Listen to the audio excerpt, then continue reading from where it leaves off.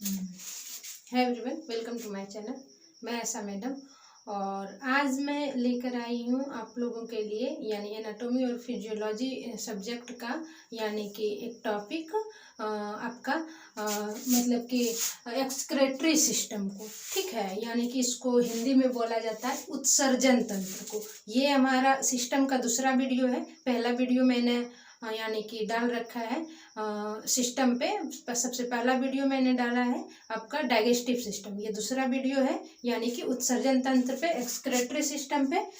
सो आप लोग आइए, बने रहिए वीडियो में। आइए स्टार्ट करते हैं। हम लोग जानते हैं उत्सर्जन तंत्र को कि ये क्या होता है, ठीक है।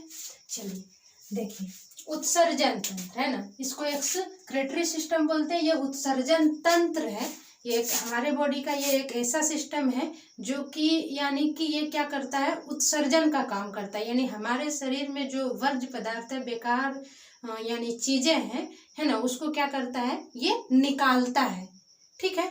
तो आइए हम लोग सबसे पहले जानते हैं कि ये उत्सर्जन तंत्र में यानी उत्सर्जन सिस्टम में यानी कि कौन कौन से अंग है जो उत्सर्जन का काम करते हैं। अंग का नाम जानते हैं, ठीक है। चलिए आइए स्टार्ट करते हैं।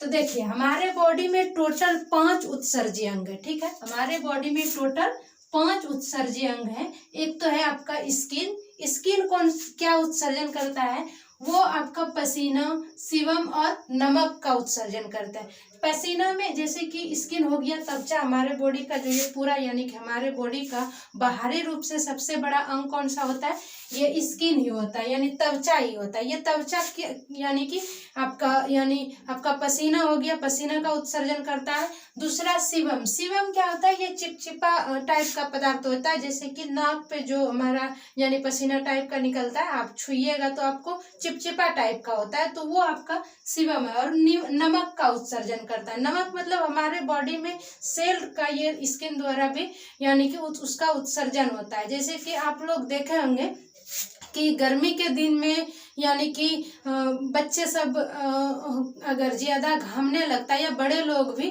और अगर उसको फिर बाद में यानी वो पसीना सूख जाता है तो फिर यानी कि वाइट वाइट धब्बा, या फिर इसको ऐसे यानी कि आप लोग देख सकते हैं, जैसे कि आप गर्मी के दिन में काला कपड़ा पहनेंगे और पूरा घाम से यानी काला कपड़ा अगर पहने हैं और घाम से वो यानी कि आपका पूरा भीग गया, और भीगने के बाद अगर खोल करके उसको रखेंगे तो वो सूख जाएगा, तो आप लोग देखेंगे कि वाइट वाइट उसमें धब्बा पड़ जाता है। तो वो क्या है, आपका सेल्ट है, नमक है, ठीक है।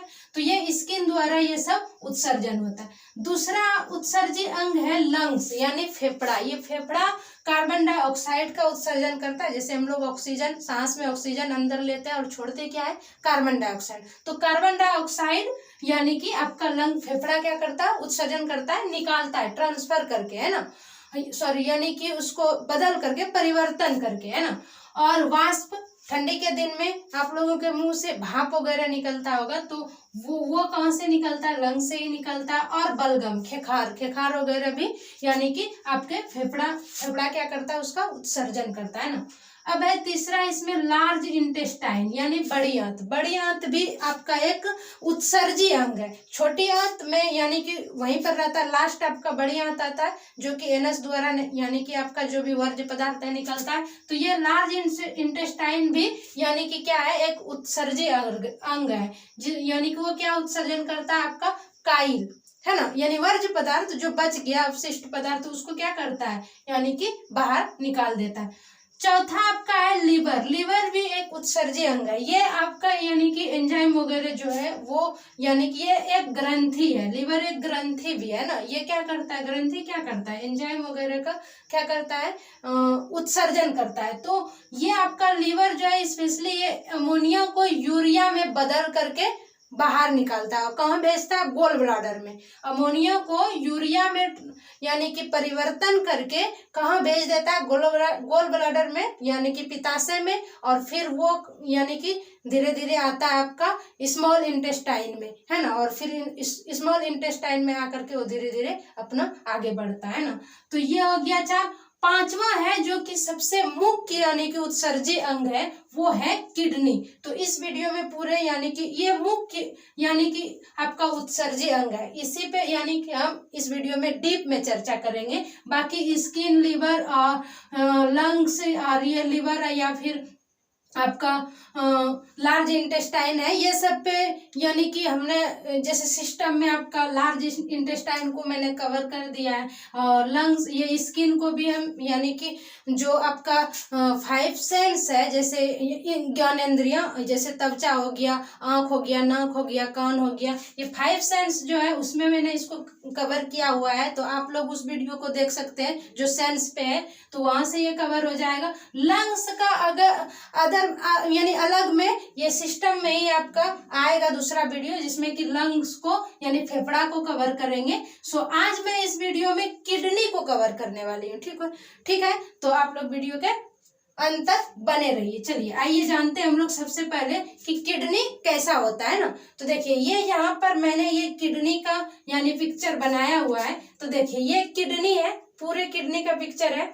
देखिए किडनी ये है ना, ये 2 किडनी होता है, यानी उत्सर्जी अंग जो किडनी है, तो इसमें कितना, ये 2 किडनी होता है, एक यहाँ ये और एक इस तरफ 2 किडनी होता है। और यानी कि दोनों किडनी से एक यूरेटर यानी कि मूत्रवाहिनी जिसको हिंदी में कहते हैं, वो आपका यूरेटर ऐसे जुड़ करके, ये किससे जुड़ा होता है, ब्लडर से जुड़ा होता है, यानी मूत्राशय से यहाँ पर आकर के क्या होता है, मूत्र जमा रहता है ना, यहाँ पर आपका मूत्र जमा रहता है, और फिर ये यूरेथ्रा के थ्रू वो मूत्र क्या होता है, बाहर निकल जाता है ना।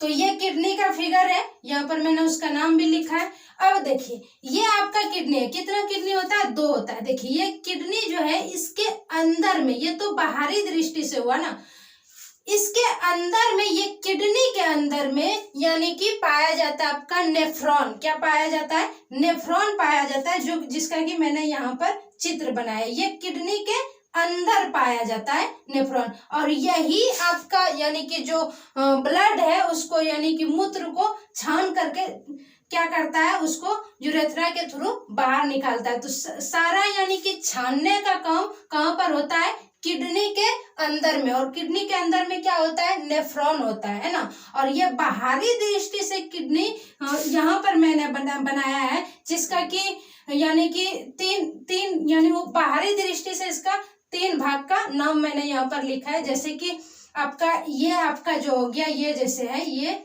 इसको हम लोग बोलते हैं कार्टेक्स बोलते हैं। और फिर ये जिससे यानी कि यहाँ से जो आता है यानी कि पदार्थ, जैसे ये घुसने का जो द्वार है, प्रवेश द्वार, इस प्रवेश द्वार को बोलते हैं रेनल हिलम बोलते हैं। और ये बीच में जो यानी कि जगह है, स्पेस है, इसको हम लोग बोलते हैं मेडुला। और ये बाहरी दृष्टि को क्या बोलते हैं हम लोग, कार्टेक्स। ठीक है, तो ये हुआ किडनी का बाहरी दृष्टि से। और इसके अंदर में क्या पाया जाता है वो मैंने यहाँ पर उसका फिगर बनाया। तो ये उसके अंदर में पाया जाता है नेफ्रॉन, करीब 8 लाख नेफ्रॉन, ये किडनी के अंदर में करीब 8 लाख नेफ्रॉन पाया जाता है। और उसका आकृति किस प्रकार से होता है, तो इस प्रकार, ये यहाँ पर मैंने बनाया, ये इस तरह से उसका आकृति होता है नेफ्रॉन का। देखिए सबसे पहले यहाँ पर उसका यानी कि ये जो आपका प्रवेश द्वार है यहाँ पर, तो इस जगह ऐसे करके बना हुआ रहता है, इस तरह से, है ना, गुच्छा टाइप का।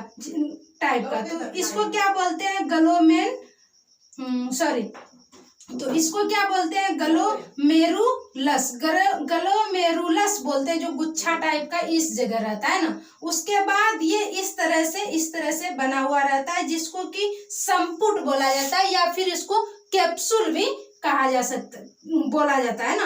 तो ये हो गया कैप्सूल। और उसके बाद ये फिर क्या करता है, ये आपका यानी यूरिन को जो है आपका पेशाब जो है वो फिर उधर बाहर निकालता है। तो ये इसको क्या बोलेंगे, नेफ्रॉन। तो सबसे पहले ग्लोमेरुलस, फिर संपुट और फिर नेफ्रॉन। तो ये नेफ्रॉन का पूरे यानी कि चित्र है, जो कि किडनी के अंदर में पाया जाता है ना। तो ये आप लोगों का यानी कि इसमें कितना यानी कि पार्ट होता है, उसका क्या नाम है, इतना आई होप कि आप लोगों को इतना समझ में आ गया होगा। अब हम लोग जानेंगे किडनी का कुछ विशेषता के बारे में, यानी कि किडनी का कुछ क्या क्या विशेषता है, क्या क्या उसमें पाया जाता है। किडनी यानी कि आपका यानी कितने देर तक यानी कि वो रह सकता है, यानी कि कितने देर तक में उसको ट्रांसप्लांट कर सकते हैं। तो ये सब यानी कि उसका विशेषता जानेंगे, है ना। तो देखिए किडनी जो है, किडनी को यानी कि हम 48 घंटे तक रख सकते हैं, यानी कि उसको किडनी को निकालने के बाद या फिर किडनी जो एक मृत शरीर में है तो उसको 48 घंटे के अंदर यानी कि उसको ट्रांसप्लांट करना पड़ता है, यानी दूसरे के शरीर में उसको ट्रांसप्लांट करना पड़ता है। कर दिए तो ठीक है, नहीं तो 48 घंटे के बाद वो किडनी क्या हो जाएगा, खराब हो जाएगा, है ना, वो फिर काम नहीं करेगा। दूसरा, किडनी क्या करता है, ब्लड को छानता है। देखिए यहाँ पर मैंने लिखा है ब्लड को क्या करता है, किडनी छानता है, यानी कि ब्लड यानी कि वो साफ नहीं करता है, ठीक है। ब्लड का शुद्धिकरण किडनी नहीं करता है। कई लोगों से मैंने सुना है, आप लोगों को शायद आप लोग भी यानी उसी भ्रम में है क्या पता नहीं, यानी कि कई लोगों से मैंने सुना कि किडनी क्या करता है, ब्लड को शुद्धिकरण यानी ब्लड का शुद्धिकरण किडनी करता है। नहीं, किडनी ब्लड का शुद्धिकरण नहीं करता, बल्कि किडनी ब्लड को क्या करता है, छान लेता है, ठीक है। और जो आपका यानी पेशाब है उसको यानी कि निकालता है बाहर, ठीक है। यानी पेशाब से ब्लड को क्या करता है, किडनी छान लेता है और पेशाब को क्या करता है, बाहर निकाल देता है। यानी ऐसे भी आप समझ सकते हैं कि जो आपका लार्ज इंटेस्टाइन है उसमें जो आपका पूरा जो जल रहा है वो पूरे जल आपका चला गया किडनी में, और किडनी में यानी कि जाने के बाद क्या होता है कि उसमें कुछ यानी कि आपके आवश्यक यानी आपके शरीर के लिए आवश्यक पदार्थ भी उसके साथ चला जाता है। तो वो किडनी क्या करता है, ब्लड के रूप में चला जाता है। तो वो किडनी क्या करता है, उसको छान लेता है, ब्लड को छान लेता है, और जितना भी आपका वो पेशाब है, पेशाब का मटेरियल वो सारा क्या करता है, आगे बढ़ा देता है ना। तो अब देखिए कहता है किडनी का संख्या 2 होता है। तो ये देखिए एक ये हो गया, एक ये हो गया। किडनी का संख्या कितना है, 2 होता है, जिसमें कि एक अगर खराब भी हो जाए तो एक से कम चल जाता है ना, और दोनों खराब अगर हो जाएगा तो फिर काम नहीं चलेगा। एक किडनी अगर खराब हो गया है तो एक किडनी पे आप काम चला सकते हैं। तो किडनी की संख्या 2 होता है। किडनी का भार लगभग 140 ग्राम होता है, यानी कि एक स्वस्थ ह्यूमन बॉडी में, है ना, क्या होता है, कितना, लगभग 140 ग्राम होता है इसका भार, वजन, ठीक है। अब देखिए जैसे कि यहाँ पर मैंने अभी बताया कि किडनी में लगभग 8 लाख नेफ्रॉन, यानी किडनी के ये किडनी जो है इसके अंदर में लगभग 8 लाख नेफ्रॉन पाया जाता है। ये यूनिट यहाँ पर मैंने लिखा है, यूनिट 8 लाख नेफ्रॉन, यानी कि यूनिट मतलब क्या होता है कि जैसे कि जो कि यानी कि कोई भी चीज है उसका मेन चीज जो है तो उसको यूनिट, जैसे कि एक बिल्डिंग है तो बिल्डिंग का मेन चीज अगर सबसे छोटा और मेन चीज अगर देखा जाए तो होता है ईंट, है ना।